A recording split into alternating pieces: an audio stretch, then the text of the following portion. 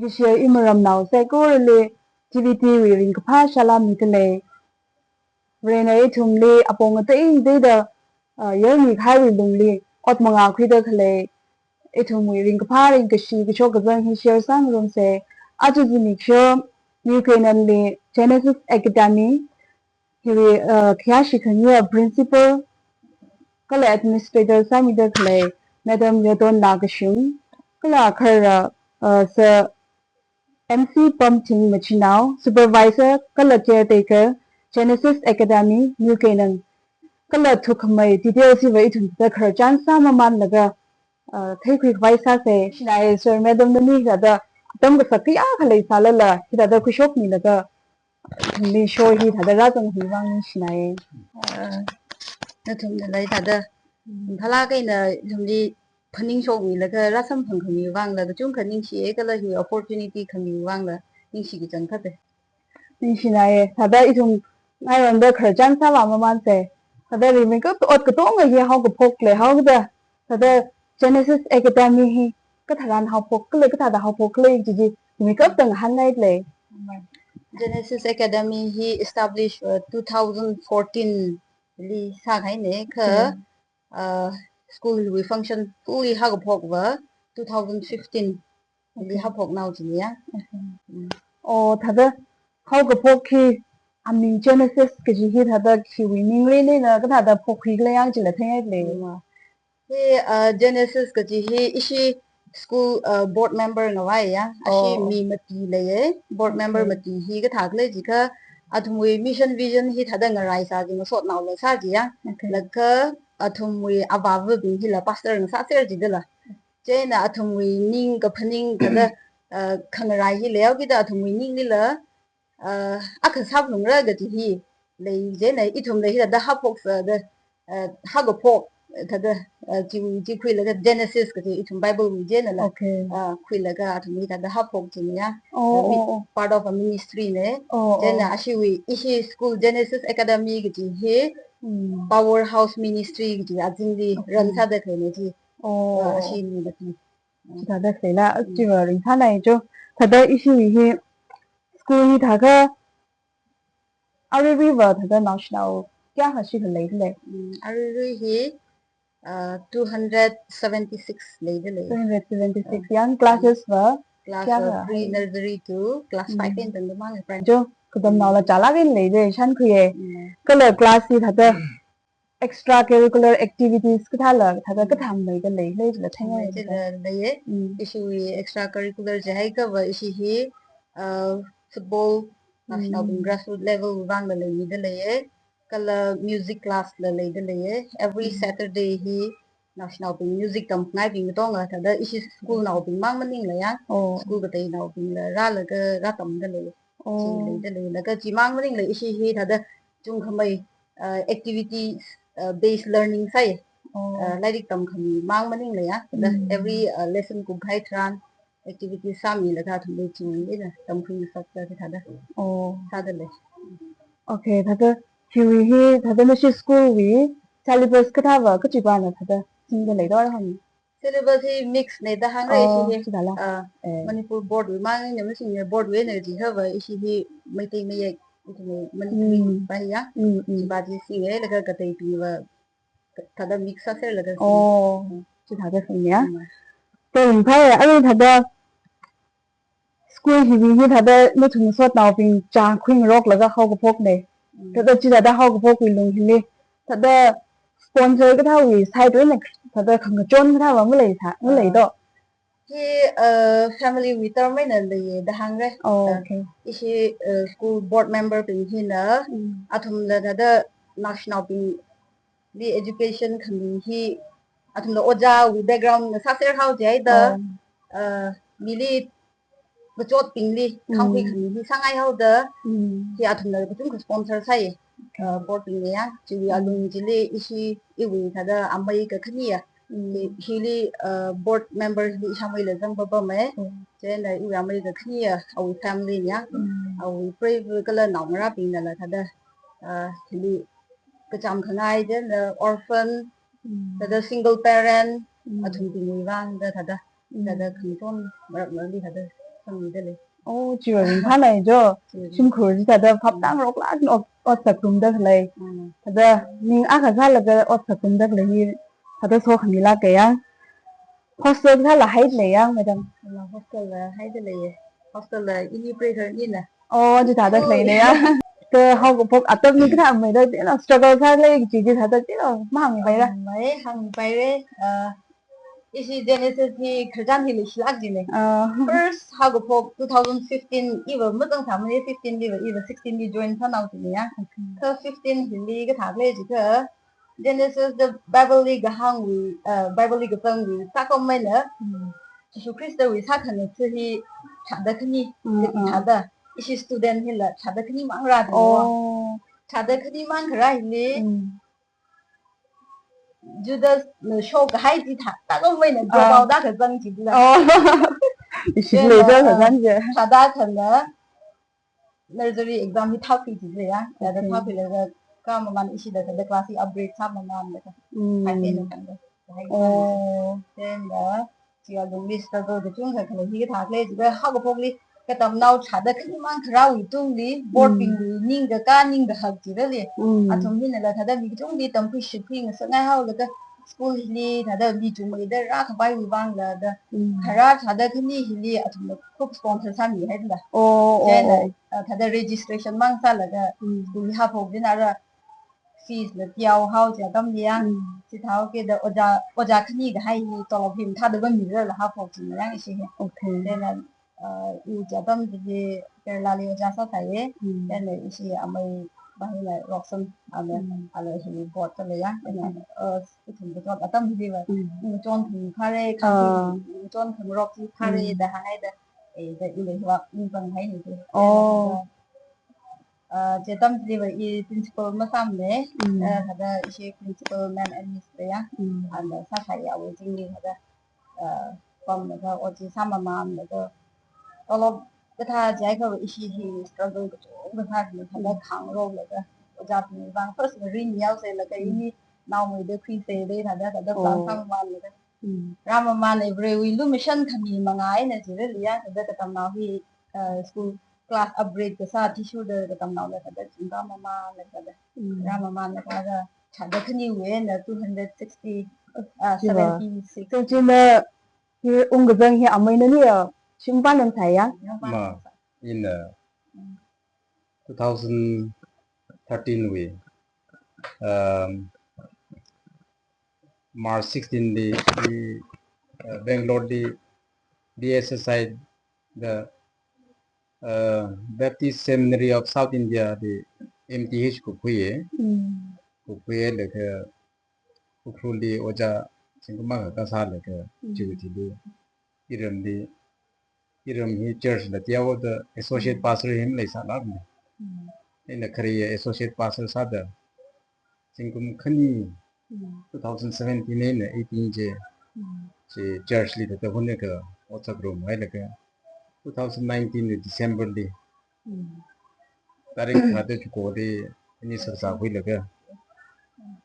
2020 yeah 2020 December 12 Okay, 2019. 2019 ya. 2020 li ta pum phok ke. Oh. Ini to la gai na ta simpan kre le sa ta. Sim nak simang pan phai ta. Sayang sayang satu dah. Ta iya 2021 li. Ta ke jang phok ke. Oh. Li ka jangai na khang ta la struggles for ta ka sambang ni. Tại là cái là có thể học thực lệ là cái corona ra hao sinh cũng khinh chịu thì đi lại con lại khởi quỷ cái disturbance là cái thằng là so far chỉ bảo vệ là cái hàng thằng là người ra vùng trốn thì mà ngay nè thì kéo lá cái này là cái gì ở đây là cái triple hay cái thằng là cái nhiều là cái ra lên linh sĩ thằng này linh sĩ này tại đây nên linh khó khăn là cái cái đó mừng cái khuya lá cái chỉ chỉ thằng cháu ấy tại đó anh thấy nó cái tôm rọc là cái hiện tại mừng khuya đấy cái tại cái hàng là hàng ấy là tại mình phá make up cái chỉ là lấy xả ra chốt make up cái chỉ là lấy xả ra mới soi lấy 다들 링파 메이크업 그지 experience가 다들 신이다 한글로 좀 링파 메이크업 그지 비리 살아 가요 롱네 다들 Usually sao là cái dùng thăm mình cái chỉ như cái tháng lên cái 다들 thì cái chỉ ban là sao rất lệ cái chỉ ban là sao rất lệ chỉ thôi mà thật mày administrator á cái sao cái bom thì li yêu khởi là thật yêu là đem đi bom là cái support staff gì á tao cái gì đó cái chỉ ba vậy ini cái này hi overall cái tổ người yang cái sang management là cái tổ mà ini cái sang là sao mà cái uniform order sao là cái vào khuya là lighting vào khuya là người room đó cái tổ người cái sang là phần là cái oja pin là cái tổ người corporate thằng ai cái sao như vậy ini là ung ra vào ra cái tâm thằng thằng in charge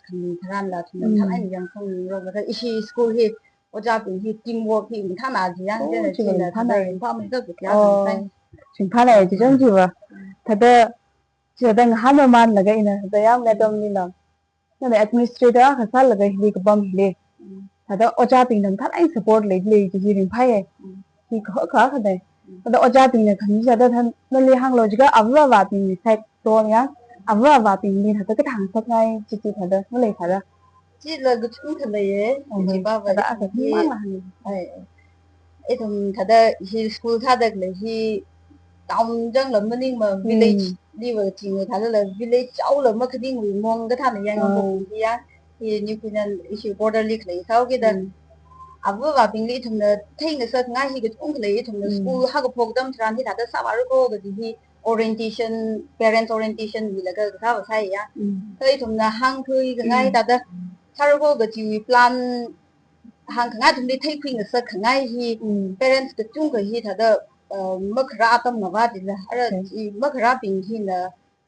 misunderstanding thì short mới thì là à vào parents mình cái to mà là thay corporate sao mình là nào ra ủy ban đó thì là cái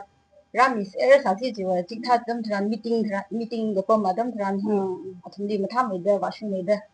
tham gia mình phải thì là yang thật chỉ mất khác cái gì nữa thật chỉ là misunderstanding cái số cái thay là nhau thế thì sau bên tầng đó nào ra thêm một số chúng rồi chứ không parents thì corporate sang cái này thật chính cũng học học đi parent orientation thằng nữa nó là cái time to time đi thằng đi consultation với vang của họ trên là parent teacher meeting của họ thì thay thì vào mà thằng cái này răng sợ ngay thằng này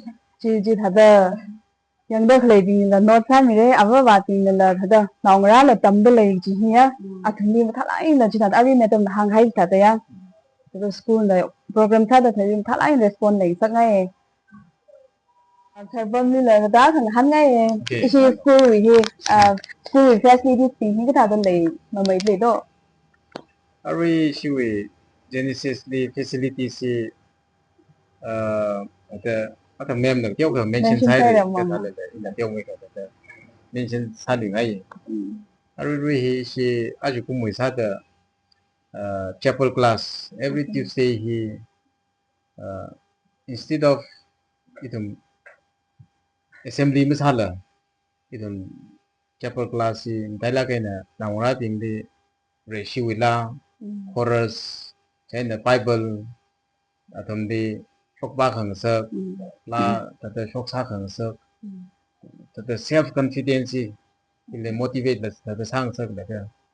अरे ओ between the dancing age ने जे तो इधर ला खोंग में लगे choreography ला तते cái thay là aju cũng mi ấy là every Tuesday he जो hall classroom của thùng hi hall cái sẽ mai được chỉ là sát đấy cái này là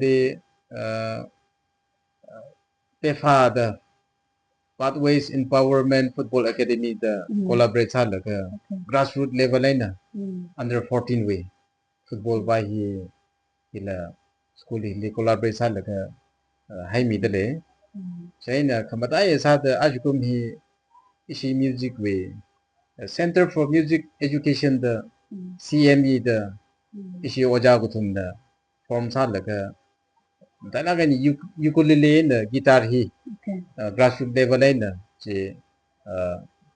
how pho khai de aru ri ka tam nau thum ra she ga le de le China ta khang tây là khơi lấy khang tây hi một chút man ta lấy ta thật đó school vì cái số cái dân là thật đó thì thế mà man ta lấy đến phát này cái lấy thùng là thấy really thật đâu có dân là cơ các chúng ta cái nào xin được lấy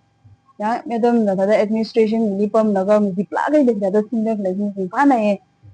thật chỉ thuộc lá cái topic chứ là cái nào shock mình là cơ personal khác mình thật nên đi sim ba này là cái yang là cơ nên đi linh khởi xã là thật ya cái tôm ngọc là cái thật khác shop lá cái gì thật chăn kia thật nên đi với khởi xã là cái thì thật ngập hết khai thao mà nó lấy đâu nó lấy mà chỉ là yang cơ Chờ mi cũng muốn là thì cũng mà lên được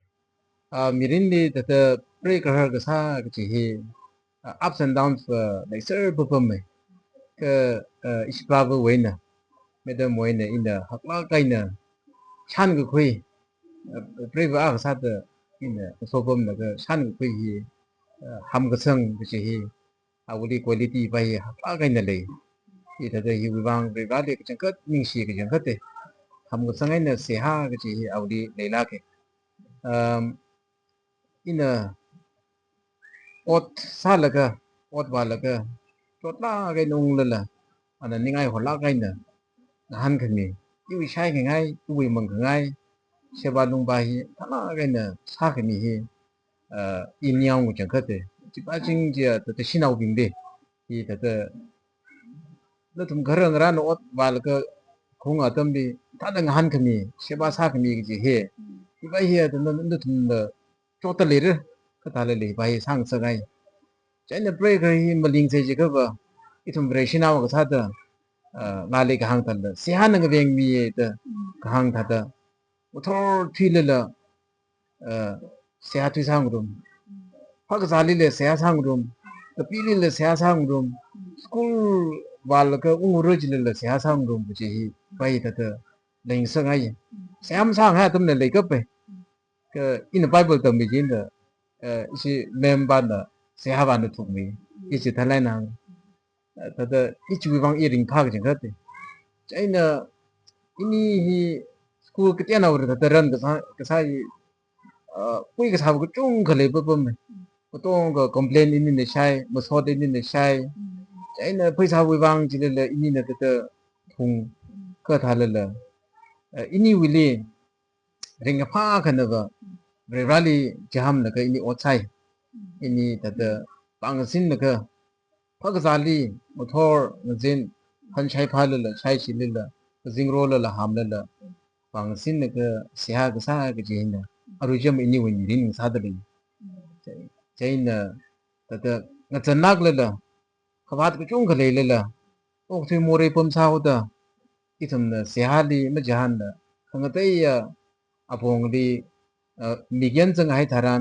ithum hi ning theng ga pai kala shi ga pai uklung gai ga pai ga chung khale hau da se han nga veng mi lakho se han da chapi lakho ga chi hi re shina wa ga sa da khabat khang jang ga chung khale le la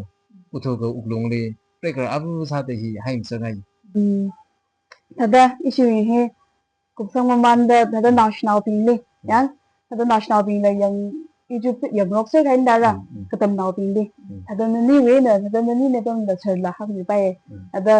national pin đi mà tại lại là chỉ thằng sẽ ngay lại tầm đó lấy là cái thằng sẽ ngay lên gì thật khác gì ra national pin đi là thật hàng cái issue school we motto ya thi show de la da hang ai ya beginning ai ka ha ka phok tam de ha ka phok cái gì hi mà thằng cái này sang la cái này tầm sử dụng cái gì này ha ka phok này de tầm pha hay sa pha hay gì cái này ha ka basic ba hi third tha de dai ka mà tha mấy de la cái gì thao cái de nào ra mang đi mình rồi vừa vàng ra bình điเลยha ka phok đi mà thằng cái này ha phok sang ngay tầm sử hi là cái tầm nào bình đi lấy cái tầm này đã ăn mình vàng mang mà tầm sang ngay mình thằng đi em lấy là thế á target lấy là cái tầm sang ngay nào đây y tầm cái là sự là cái y là tầm đất lấy hi chi cái thằng đó xa đó cái thằng đó cả thấy cái xa đó cái gì là cái bóng mà dân cả thằng đi target lấy là cái em lấy là cái tầm sang ngay á là cái lấy thằng đó national issue và primary vì này cái primary hi và vừa vào cái chúng ta nói là cái khơi rồi không phải vì vang trái cái vậy ada high school ka khai ping ya class 8 9 10 jai ka wat ni ni thing ho khai ni da chili ba mathala ge le ka misli thal in focus up dung re i khi sa ai la kle ang ga ji hi ma chi phok la ka tam dung ge ni thada tam pha phai ma ji bai me kali ka thum na ma sa wi the ya ka la rally se ha sa ma man la ka career guidance chili la pha bung re ya i thum na ma pha ka ba ni na sai ge ji hi ba mram ni ji le ya ji thau ge da thum na pha bung re pha hi ava wa wi khang chon lo khi bung ra au ojang ra bi le dak le oja ka to ong school li le dak le oja ka to ong hi a thum wang ni le ya thum la na han la ka tha ka pha ra chi i na sa ka ngai hi ni tha ka tha ka chi wa ka wa ra ka chi hi line hi la ni sang la ka na ma tha la ka ni ya guidance ka khi la ka tam ba ni sa ngai ye chi la ka ha ngai high school ni shnai pha này chana la thadam jang sang hai le thara Genesis Academy hi reshiwi school sao da ito mili Hindu le pai khang te dharm ra jang la ka pai ka ito ma Christian values pai hi le bai sa la ka ito tam ye kham tai sa da mem na la hangai da kai shiu ga how folk side every child has the right to educate right to education is him chun hi right hi le sarau da talent nga tai nga tal pai ka chi than thang ka entrepreneur sar ka than police officer sar ka than pilot sar doctor sar engineer sar ka nga tai nga ta le la apo mi li ra la ka awi anguyung pai hi ka chang ka thada itum sam tha mi ngai chi ili ra ka chang ka to ong li itum bias malim na a ka sang naw ne a ka cham naw na asibal le ye malim ne chi itum ma khai li la itum lira sang hai ka tong ka brano wa hong naw lo pai khle naw lo pai isi hi pai le ba sakla kai na oja ping li la itum hang tam ji the le ka hang ji the le ka itum ka chang khat studies li nari ki mang excel ka sam ning la re rally ka the ming sa sar no ki ji pai hi ili shi ta focus hai so ya ri sai ko li la New Canaan Genesis Academy hili environment ring phalang to le ke la conducive sala ke ada shong fu le mi la mning la ya thada national bin la ri ke tam ni ring phala gi jaw tam ne thada ra jang la ga ring phala ai la ri tam rum se ke ji hi thada hang phun ngai thada ala thada hi kup sang thawai la tha se je na thada conclusion remarks thada hang ngai le cha hang ni ba actually the interview hi ini wang na kre la ke right so le ga ning si ke chang ka te TVT khale wi wang ai na khanga jan na hi ta school in la ne tu moi mangai na media with train expose samang ning la ta mi ma ga the ma ga sha ping la ga sha sam bang re ga ji isi school wi si ha ne ka la ning si si ha ye itum khanga jan na school wi wang la